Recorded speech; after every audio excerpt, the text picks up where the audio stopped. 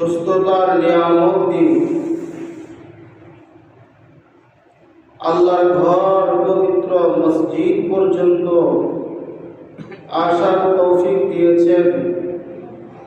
সে মালিকের মহান শাহী দরবারে শুকরিয়া আদায় করি। সবাই মহব্বতের সাথে করি আলহামদুলিল্লাহ।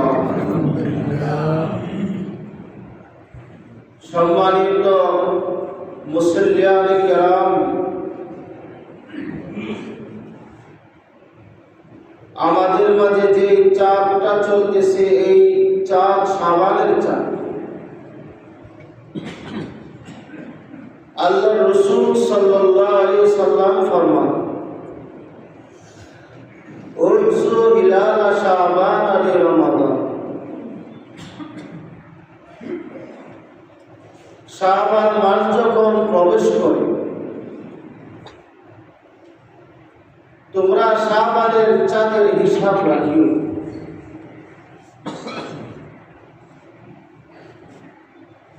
সাহাবায়ে কেরাম বললেন, ইয়া রাসূলুল্লাহ, হিসাব রাখলে কি হবে? লা ইয়াতাকাদ্দামান্না আহাদুকুম লিরমাদান বিয়াউমিন সাওমি ইয়াউমাইন। নবীজি সাল্লাল্লাহু আলাইহি সাল্লাম বলেন, হিসাব রাখলে তোমাদের লাভ কি হবে? তোমাদের মাঝে কেহ যেন রমজান এসে গেছে সন্দেহ করে একদিন আগে বা 2 দিন আগে যেন রোজা না রাখে, এমন সন্দেহ যেন না করে। এই জন্য শাবানের চাঁদের হিসাব রাখলে রমজানটা তোমাদের জন্য সহজ হয়ে যায়। হিসাব রমজানের হিসাবটা তোমাদের জন্য সহজ হয়ে যায়। এই জন্য সাহাবায়ে কেরামকে বলছেন, তোমরা শাবানের চাঁদ যখন শুরু হয় তোমরা হিসাব রাখো শাবানের চাঁদে, ভুল যেন না হয়। রমজান হয়ে গেছে, রমজান এসে গেছে, এমন ভুল ধারণা যেন না হয়, আর ধারণা কইরা যেন মানুষ রোজা না হয়।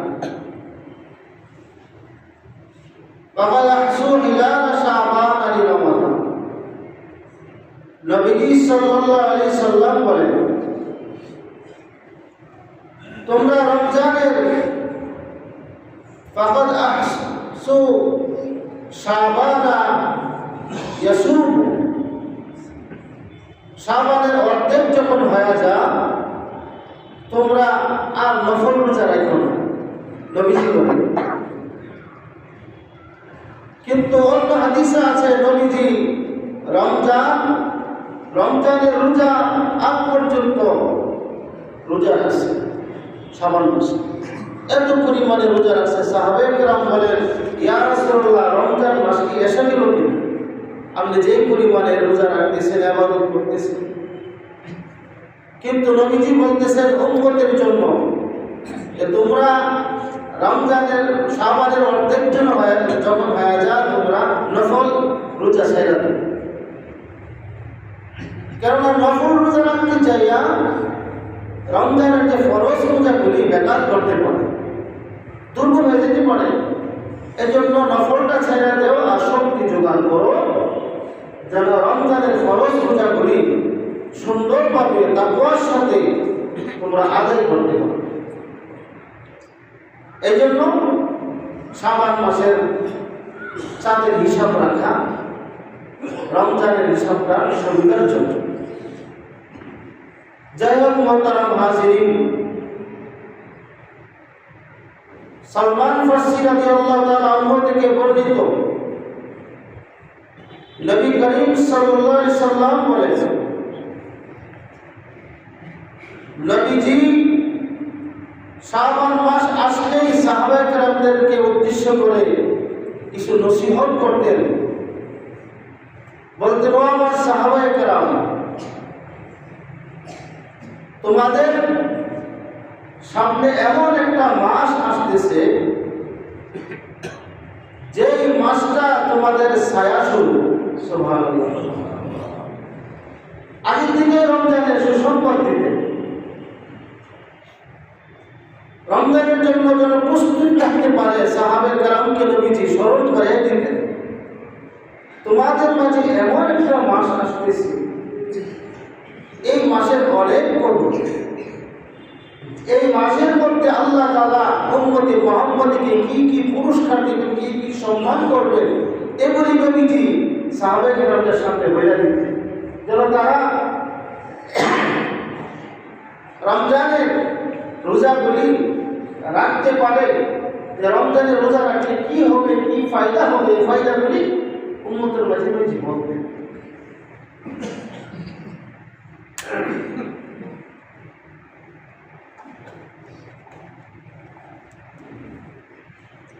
তোমাদের মাঝে এমন একটা মাস আসতেছে, নবীজি বলতেন এই মাসে প্রথম ভাগে রহমত, মাঝখানে মাগফিরাত, আর শেষ অংশে নাজাত। শেষ অংশে উম্মতকে নাজাত দিয়ে দেন, এমন একটা মহান মাস আসতেছে। তোমাদের মাঝে এমন একটা মাস আসতেছে, সহানুভূতির মাস। তোমরা একে অপরকে সহানুভূতি করবে, তোমাদের অধীনস্থ চাকরদেরকে কাজের বোঝা কমাইয়া দিবে। এইভাবে নবী স্মরণ করে করে তোমাদের মাঝে এমন একটা মহান মাস আসতেছে। এই মাসে একটা নফল যে ব্যক্তি আদায় করবে, সে যেন একটা ফরজ আদায় করবে। একটা ফরজ যে ব্যক্তি আদায় করবে, সে যেন 70টি ফরজ আদায় করবে। এভাবে ফজিলত বর্ণনা করবে। তোমাদের মাঝে এমন একটা মাস আসতেছে, এই মাসে যে ব্যক্তি একজনকে ইফতার করাবে,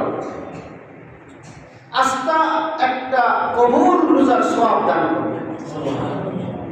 সাহাবায়ে কেরাম জিজ্ঞাসা করলেন, ইয়া রাসূলুল্লাহ, ইয়া হাবিবাল্লাহ,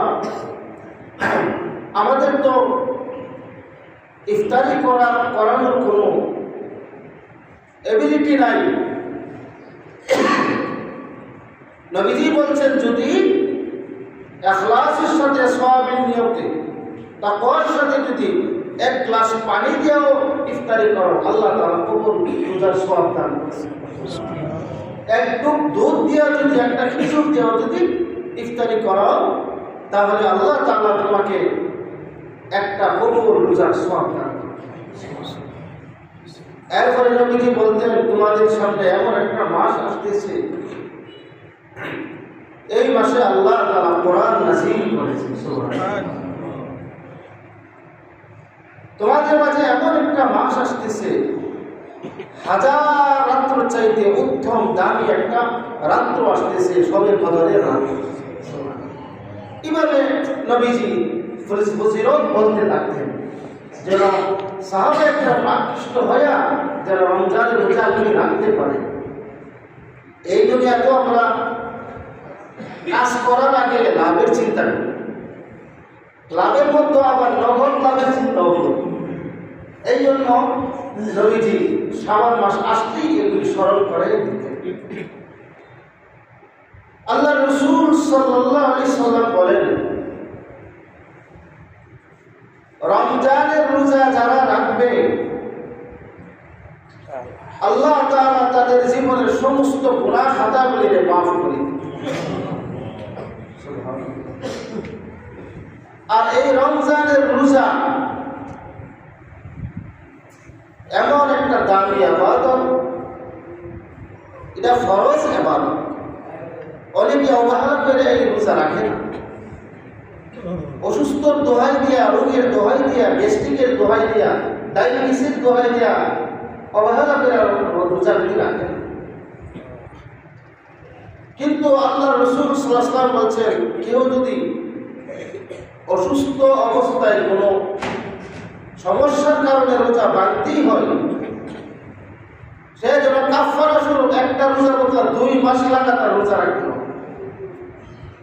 2 মাস পারবে।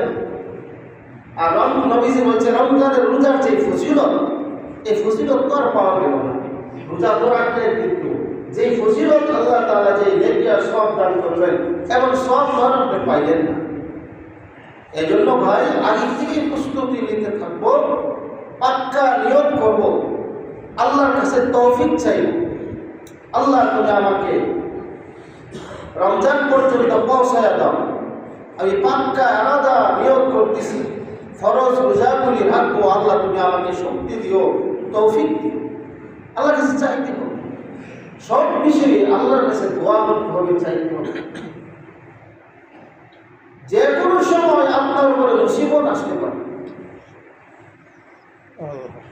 আপনার ইমানের উপরে আঘাত আসতে পারে, হামলা আসতে পারে, আপনি সিরাতুল মুস্তাকিমের পথে আছে, হঠাৎ করে পথ নষ্ট হয়ে যেতে পারে। এই জন্য আল্লাহ রাসূল সাল্লাল্লাহু আলাইহি সাল্লাম বলেছেন যে তোমরা সব সময় আল্লাহর কাছে দোয়া করো, আল্লাহুম্মা ইহদিনাস সিরাতাল মুস্তাকিম সিরাতাল লাযিনা আন'আমতা আলাইহিম মিনান নাবিয়্যিন ওয়াস সিদ্দীকিন ওয়াস শুহাদাই ওয়াস সালিহিন। আল্লাহ আমাকে সঠিক পথে রাখো, হেদায়েতের পথে রাখো।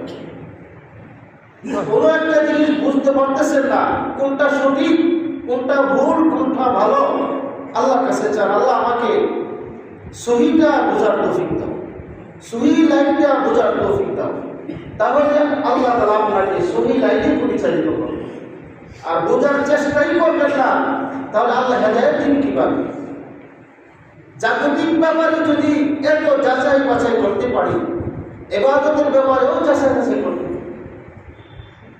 জাগতিক ব্যাপারে যদি আমরা এত হিসাব নিকাশ, এত যাচাই বাছাই করি, একটা ঘর করতে গেলে ইঞ্জিনিয়ারের কাছে যাই, একটা ঘর বানাইতে গেলে প্রতিবেশী যারা অভিজ্ঞ তাদের কাছে পরামর্শ করি, ঘরটা নির্মাণ করলে কিভাবে করতে হবে। কিন্তু আমলের ব্যাপারেও যাচাই বাছাই করার প্রয়োজন। যে আমলটা শুধু আপনার দুনিয়া কাজে লাগবে না, সেই আমলটা আপনার সঙ্গী হবে, আপনার হাসরের সাথী হবে, আপনার কবরের সাথী হবে, আপনার ফুলসিরাতের সাথী হবে। এই মূল্যবান আমল যাচাই বাছাই করে সহি আমলটা করবে। আজকাল ঈমান ধ্বংস করার জন্য, আমল ধ্বংস করার জন্য ইহুদি খ্রিস্টানদের দূষণরা জায়গায় জায়গায় এমনভাবে ঈমানের উপরে হামলা চালাইছে। এই যুবকদেরকে টার্গেট করছে, যুবকদেরকে। বহু যুবকদের ইবাদত উল্টাপাল্টা হয়ে গেছে। বহু যুবকরা আজকে বেতের পড়ে না, বেতের নাই, আজকে নফল পড়ে না, নফল নাই, আজকে এই ইবাদত নাই, সেই ইবাদত নাই, এগুলি করতে করতে আজকে ইবাদত থেকে দূরে সরে গেছে। এই জন্য মুহতারাম হাজিরিন, হক্কানি আলেমদের কাছে চাইতে হবে। আপনার ঘরে যদি একটা ব্যাটারি থাকে বা মোবাইল চার্জ না থাকলে এই মোবাইলটার কোনো দাম নাই। যদি চার্জ না থাকে তাহলে কারেন্টে লাগালে চার্জ হয়,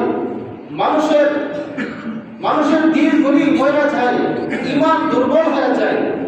হযরতে উলামায়ে কেরামদের কাছে যাইতে হবে, পরামর্শ করতে হবে, তাদের সংস্পর্শে থাকতে হবে। তাহলে আপনার আমার ঈমানগুলি তাজা থাকবে, চিন্তা থাকবে। একজন আলেমের কাছে আপনি দেখবেন, ফতোয়া দিতে হবে না, আপনি বুঝবেন আপনার দিল পরিবর্তন হয়ে গেছে। একজন হক্কানি আলেমের কাছে যান। আল্লাহ রাসূল সাল্লাল্লাহু আলাইহি ওয়াসাল্লাম বলছেন, 4 জায়গায় তাকায়া তাকলিস হয়, এর মধ্যে হক্কানি আলেমদের চেহারার দিকে তাকায় তাকলিস হয়। সুবহানাল্লাহ। আল্লাহর কালাম পড়তে পারেন না, এরপরেও যদি আপনি তাকায় থাকেন, আল্লাহ সওয়াব দান করেন। সুবহানাল্লাহ। এই জন্য আল্লাহর ঘর কাবা যদি তাকায় তাকিস হয়, সুবহানাল্লাহ। আর গর্ভধারণী মা, জননী মা, দুঃখিনী চেহারার দিকে যদি আপনি এক নজরে তাকায়া থাকেন, আল্লাহ তাআলা কবুল হতে সওয়াব দান করেন। সুবহানাল্লাহ। এই জন্য হক্কানি আলেমদের কাছে যাইতে হবে। একটা মুরগির বাচ্চা যদি মুরগির ফাঁকের নিচে বা মুরগির আন্ডারে না থাকে, তাহলে এই বাচ্চার উপরে হামলা হওয়ার সম্ভাবনা আছে। বাচ্চা শুকর বা ছিল বা অন্যান্য প্রাণী নিয়ে যেতে পারে। কি ঠিক তেমনি ভাবে উম্মতের হক্কানি আলেমদের সংস্পর্শে থাকতে হবে, নাহলে আপনি পথহারা হয়ে যাবেন। কোনটা সঠিক পথ আপনি বুঝবেন না, সেই ক্ষমতা আপনার নাই। এই জন্য হক্কানি আলেমদের সংস্পর্শে যাবেন, পরামর্শ করবেন, আপনার দেখবেন আল্লাহ ইহদিনাস সিরাতাল মুস্তাকিমের পথে আপনাকে চালাবেন। মোহতারাম হাজিরিন, আল্লাহর হাবিব সাল্লাল্লাহু আলাইহি সাল্লাম বলেন, রমজানের রোজা যে ব্যক্তি রাখবে তাকওয়ার সাথে, সওয়াবের নিয়তে, ইখলাসের সাথে সহি শুদ্ধভাবে যদি কোনো বান্দা বান্দি রোজা পালন করে, রোজা আদায় করে, আল্লাহর রাসূল বলেন ওই বান্দাকে আল্লাহ 5টি পুরস্কার দিবেন। কয়টি? 5টি। 1 নম্বর পুরস্কার, খুলুফু ফামিস সিয়ামি আতয়াবু ইনদাল্লাহি মিনার রিহিল মিসকি। আল্লাহর হাবিব বলেন, যে ব্যক্তি সওয়াবের আশায় তাকওয়ার সাথে, পরহেজগারির সাথে সহি শুদ্ধ করে রোজাটা রাখলো, আল্লাহ তাআলা তার পুরস্কার স্বরূপ সেই রোজা, পুরস্কার স্বরূপ আল্লাহ তাআলা এই রোজাকে কি করবে? আতিয়াবু ইনদাল্লাহি মিনার রিহিল মিসকি। ওই রোজাদারের ব্যক্তি মুখের ঘ্রাণ, একজন রোজা রাখলে মুখ দিয়া দুর্গন্ধ বাইর হয়। এর কারণ হলো তার পাকস্থলী যদি খালি থাকে তাহলে তার ভিতর থেকে এমনিতেই একটা ঘ্রাণ বাইর হয়।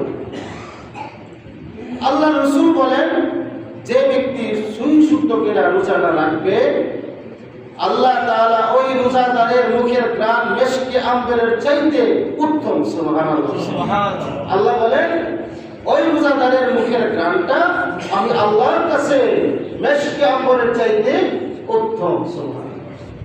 তাহলে আপনি যদি রোজাটা ভালো কইরা হালাল খাইয়া তাকওয়ার সাথে রাখেন, তাহলে আল্লাহ তাআলা এই পুরস্কারটা আপনাকে দান করবেন। আর 2 নম্বর বলছে, ওয়াস্তাগফিরু লাহুমুল শাইতানু হাত্তা ইফতিরু। যে ব্যক্তি ইখলাসের সাথে, সওয়াবের নিয়তে, তাকওয়ার সাথে রোজাটা রাখবে, ওই রোজাদারের জন্য সমুদ্রের মাছও মাগফিরাতের দোয়া করবে। সুবহানাল্লাহ।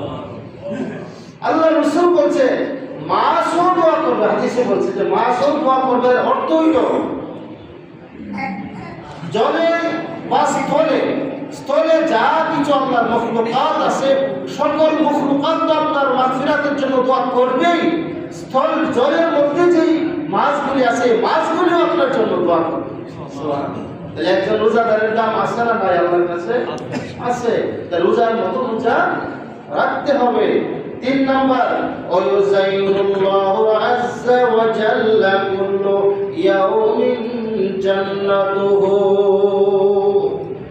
আল্লাহর রাসূল বলেন, যে ব্যক্তি তাকওয়ার সাথে, ইখলাসের সাথে সহি শুদ্ধ করে রোজাটা রাখবে, আল্লাহ তাআলা রহমতের ফেরেশতাদেরকে অর্ডার করে, তোমরা যাও আমার এই বান্দার জন্য জান্নাত সাজাইতে থাকো। সুবহানাল্লাহ। কেননা আমার বান্দা কষ্ট করে, মেহনত করে, না খাইয়া আমাকে ভয় কইরা উপবাস থাইকা এই রোজাটা রাখতে আসবে একমাত্র আমার জন্য। এই রোজাটা একমাত্র আমার জন্যই রাখলো। আমি বান্দাকে যে জান্নাতে দিব, জান্নাতটা তুমি সাজাইতে থাকবে। এরকম ভাবে প্রতি বছর আপনি যে জান্নাতে প্রবেশ করবেন, আলহামদুলিল্লাহ, সেই জান্নাতটা আল্লাহ রহমতের ফেরেশতারা সাজাইতে থাকে। সুবহানাল্লাহ। একমাত্র আপনার সম্মান স্বরূপ। এরপরে আল্লাহ রাসূল সাল্লাল্লাহু আলাইহি ওয়াসাল্লাম বলেন, ওয়ায়াগফিরু লাহুম ফি আখিরিল লাইলি। আল্লাহ রাসূল সাল্লাল্লাহু আলাইহি ওয়াসাল্লাম বলেন, রমজানের শেষ রাত্রিতে আমি আল্লাহ তাআলা বান্দাদেরকে এই পরিমাণ ক্ষমা মাফ করে দেই, মাফের ঘোষণা করি, পুরা রমজান যেই পরিমাণ আমি মাফ করছি এর চাইতে বেশি মাফ করে দেই রমজানের শেষ রাত্রিতে। সুবহানাল্লাহ। আখিরিল লাইল বলছে। সাহাবায়ে কেরাম বলেন, মা হিয়া ইয়া রাসূলুল্লাহ লাইলাতুল কদর। এটা কি লাইলাতুল কদরের রাত্রে? নবীজি বলেন, না, মজদুর যখন কাজ শেষ করে দিনের শেষ বেলায় সে মজুরি পায়, আর উচিত তার কাজ শেষ তার মজুরি বুঝাইয়া দেওয়া। ঠিক তেমনি ভাবে বান্দা 1 মাস কষ্ট করে রোজা রাখছে, সে এটা আমার কাছে অতি তাড়াতাড়ি পান না, এই জন্য আমি শেষ রাতে, আমি শেষ দিনে শেষ সময়ে আমি তাকে মাফ করে দিই। আর লাইলাতুল কদরের মাফি তো আছেই, এটা বলছে যে শেষ রমজানে বান্দাকে মাফ করে। এরপরে আল্লাহ রাসূল আরো বলেন ওয়াতাসদামু ফি মারাদাতুশ শায়াতিন,